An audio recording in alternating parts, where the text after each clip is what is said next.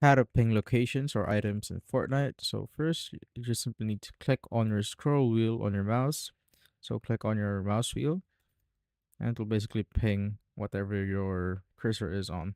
What you can also do is hold that button. So hold your mouse wheel, and it will show you all of the different ping that you could do. You could ping to attack, ping to loot, or ping to watch that area or the location. Let's say I will ping to attack. As you can see, it will show that icon right there.